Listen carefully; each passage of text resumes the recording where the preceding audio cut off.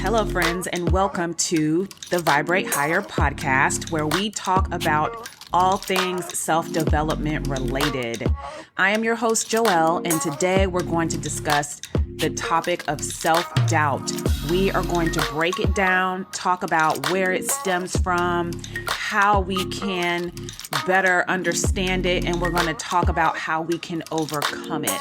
So let's dive right in. So I think the first thing that we really want to do when we dig into self-doubt is talk about what it is. So self-doubt is a lack of faith in yourself, a feeling of doubt or uncertainty about your abilities or your actions, etc. So it's important to talk about that. It's important to define what that is and what causes self-doubt. Typically, our self-doubt comes from past experiences. Most of the time, it started in childhood, probably events and things that you consciously may or may not remember. Comparing yourself, all of those things can cause self-doubt. But truly, I find that a lot of times, more often than not, self-doubt is rooted in a worthiness issue. When we are dealing with things that a lot of humans deal with on a day-to-day basis, like self-doubt, it's important to really try to narrow that down to the baseline issue, because once you understand what that is, you can then be on a quest. Then you're better equipped to understand, okay, I know what it is. Now I'm equipped to fix it because I understand what it is. I know now what I'm actually trying to address. A lot of times with self-doubt, it can really boil down to a worthiness issue, not feeling good enough. A lot of times perfectionism is kind of tangled up in that too. That's sometimes a worthiness thing where you really just don't feel good enough. And so you keep overanalyzing. And if you think about this, if perfectionism can cause self-doubt, and you already, if the root of self-doubt is worthiness, it grows all these branches. So if worthiness is the root, then if you don't feel good enough, comparison is a branch of worthiness. I'm comparing myself to others. Perfectionism is a branch of the worthiness tree. I'm overanalyzing because I feel inferior, or I don't feel like I'm worthy or good enough. And so it has to be perfect, because there can't be a crack in it, because then, people can see like that maybe I'm not good enough. A lot of times, not every time, but a lot of times perfectionism has a worthiness root, and self-doubt definitely does. Fear of failure definitely does. So the baseline of self-doubt a lot of times is worthiness. And if that is you, and that's your baseline, then congratulations, because now you know what you're actually trying to fix as it relates to your self-doubt. And once you address that worthiness root, then you'll see that some of the other branches that we named and some other ones we didn't name will kind of fall off as well. So the negative effects that self-doubt can have on you is tremendous. Because a lot of times you are so used to having that feeling, doubting yourself, questioning yourself on everything, or maybe it is specific to a job or something like that, but it can absolutely affect your mental health, your relationships, all of it. And how is because when you are constantly doubting yourself, you are on a hamster wheel of just anxiousness, maybe depressing thoughts. It's just a low vibration altogether.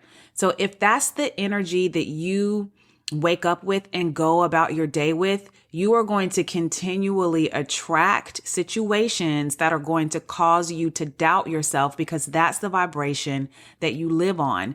And so if you feel like that is you are in the right place, because we are going to talk about how to deliberately take yourself out of that place so that you can vibrate higher. First step to deliberately taking yourself from a lower vibration of self-doubt and rising above that is identifying what triggers your self-doubt. This is going to require you to watch your thoughts, watch how you feel. How you think can impact how you feel, and how you feel will impact how you act. So thoughts, emotions, behavior, or action. So watch your thoughts. And when you see yourself thinking, a lot of times we don't really catch what we're thinking until we start feeling something, because most of the time with these things deep rooted like worthiness that led to self-doubt, you've been feeling like this and thinking like this for so long that you don't even recognize that you do it. So you probably will recognize how you feel first, and that will make you stop and say, I'm feeling like, here I am again, kind of feeling like anxious, or I'm down on myself. Oh wait, I've been thinking these, like, I just was thinking about how I'm not good enough and I'm probably going to get written up at work, or I'm about to lose my job, or I can't find a job because my resume isn't this, or I don't even have a resume. Whatever it is, start to watch your thoughts. When you watch your thoughts, watch them as a teacher, not like a judge, not a critic, meaning be cognizant of your thoughts. And when you see yourself in that space of self-doubt, you're not going to judge yourself. Like, you see, this is what I'm talking about. We say so many just horrible things to ourselves. You want to make sure that you're looking at it and you're curious. Okay, why am I doubting this? Why do I think I can't do this? And then let your subconscious mind respond back to you and have a conversation and let yourself talk to yourself about this. Because a lot of you know this if you listen to my podcast. I like to tell you this, and I think it's important, so I will continue to repeat it. Your belief system is formed by the time you are 7 years old. Your subconscious mind manages your belief system. Your subconscious mind is it has a component of it like a filing cabinet. So everything that you believe, everything that you continually affirm to yourself, the experiences that you have, memories that you have, your subconscious mind doesn't forget any of it. It stores everything in a little filing cabinet. And so when you are already starting to doubt and thinking thoughts, your subconscious mind is just going to open the self-doubt file and it's going to just pull out memories and thoughts for you to make you continually think that. It doesn't know that that's wrong. It doesn't have logic. So it just knows, okay, we're doubting, self-doubt. Here we go. We're feeling this way. Let's go ahead and give some more memories because I'm going to help you because obviously this is what we're doing. So here you go. Remember that time when, you tried out for the 5th grade play and you didn't get it. And ever since then, you've been, down on yourself and feeling like you never get things that you try out for. Like, it's just going to keep giving you all the memories. Remember when it happened to get in high school? Oh, remember when you didn't get into the college you wanted? Like, it's going to do that. And so I'm saying, watch your thoughts. And when you have that conversation with yourself, you're talking to your subconscious mind. So then you can reason with it to say, hey, you don't have to, this is okay. We're not going to think this and we're not going to feel this. I know I didn't make the 5th grade play, but that's okay. I was in 5th grade. This that we're doubting right now, we don't need to doubt. We need to change this. So you're having this conversation with yourself because you need to be able to reprogram in something different in order for you to start thinking and feeling different. You are in complete control of that. So let's talk about some strategies of how to overcome self-doubt. So here's the punchline, and then I'll give you some caveats from there. The best way to overcome self-doubt is before it starts. The key here is building a new foundation internally so that your subconscious mind doesn't even pull out the self-doubt folder and give you memories. It gives you something completely different when you're dealing with something that you could perceive, you could start doubting yourself with, you have programmed it to respond differently. That is how you get over self-doubt before it starts. How do I get in front of self-doubt before it starts? I figured you'd ask that.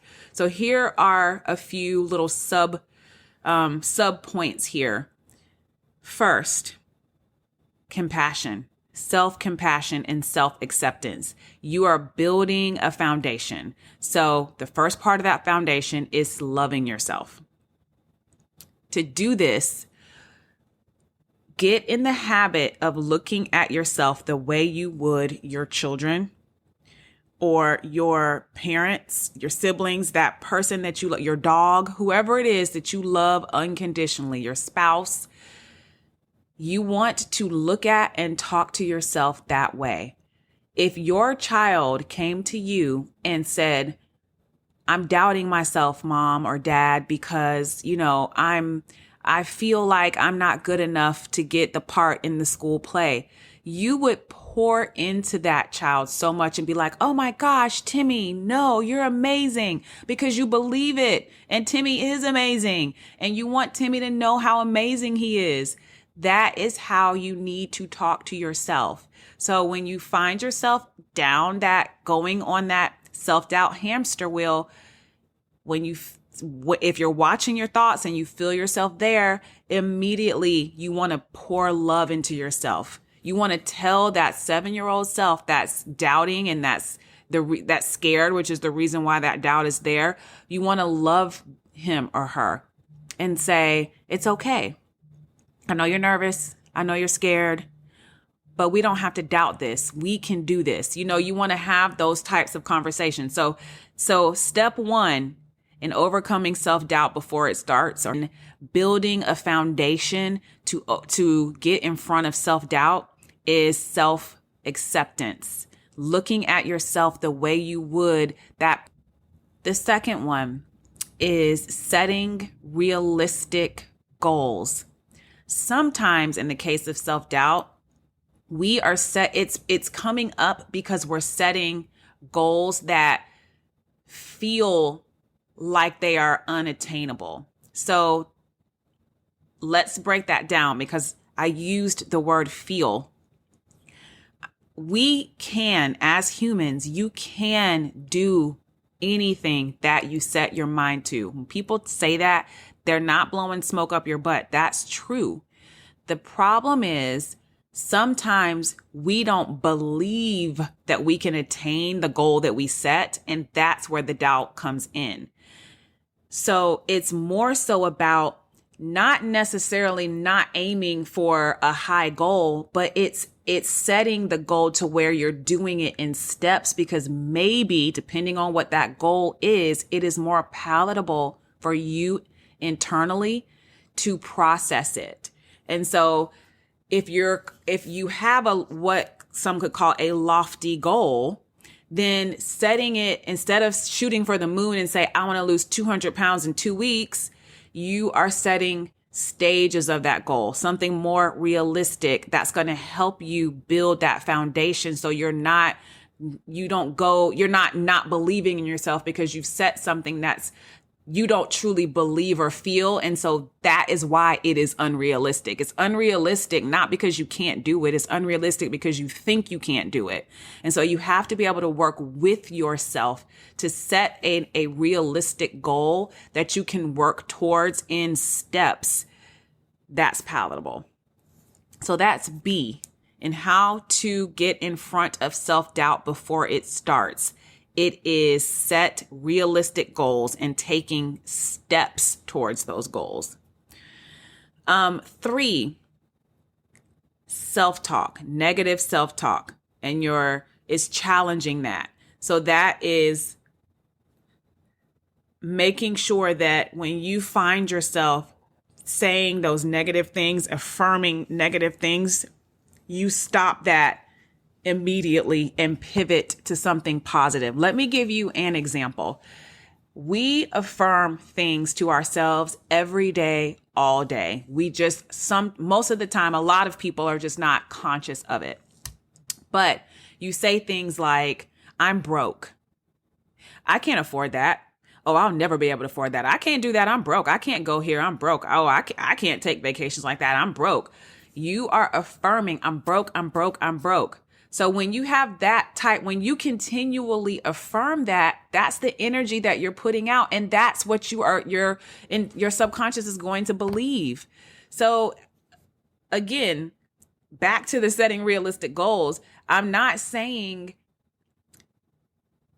I'm rich, because maybe you don't have the money to go on that vacation right now. Sure. So the concept is not lie to yourself and pretend like you have it. That's not it at all. But instead of affirming I'm broke or I can't afford that, the language can be, I can't wait until I have that. I'm working towards buying that. I'm working towards affording that vacation. I can't wait until I can do that.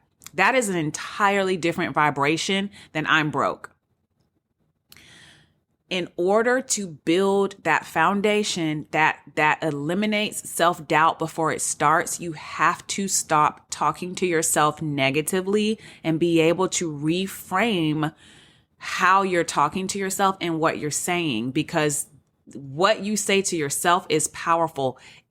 That's what you believe. So my last point is having perspective. And by that, I mean looking at the things that happen to you that you could perceive as a failure and looking at them differently. A failure, quote unquote, could really just be a learning opportunity. Of something that you feel is a failure could just mean, hey, it just wasn't my time. It wasn't for me. There are different ways that you can look at and say that. That's going to help continue to build upon a solid foundation internally that doesn't let self-doubt in, because you have perspective about everything. Things are going to happen in life. There will be things you aren't going to get. You may have a quote unquote failure, but really, is it a failure or is it a learning opportunity? Is it a failure or is it this didn't work out because this thing that's even better is coming? So that technically isn't a failure. That's a door open to a bigger blessing. Like there's ways that you can look at that, but you have to be stealth with that type of mindset and perspective if you are building that foundation that will not allow self-doubt. Those are my tips in how to build a strong foundation that will eliminate self-doubt before it starts. So there's self-acceptance, loving yourself. There is challenging your negative self-talk and pivoting that into something more positive. Setting realistic goals and taking them in steps. Lastly, having perspective about everything. Those are my 4 tips on how to overcome self-doubt. I really encourage you going forward to start watching your thoughts and start pivoting and try and use some of these tips and tools and write a review. Let me know what you did and what worked and what didn't work. Remember, guys, self-doubt is common. It happens to all of us. We are human. There are times where you may have a doubt. So, I don't want you to come down on yourself because you doubt yourself sometimes. It happens, but you are in complete control of it. And so the goal should be, how can I create a foundation internally that doesn't even allow self-doubt in? And I'm hoping that some of the stuff that I shared today will get you started on how to do that. If you liked this episode, please subscribe. Please forward it to anyone that you think will find value in it. Leave me a review, share my podcast. When you rate my podcast and leave reviews, it enables my podcast to be shared on to other people. And so we want to be able to uplift and impact everyone we can. And I want everyone to start vibrating higher. And I hope that you are vibrating higher than you were when you first started listening. I will talk to you all soon.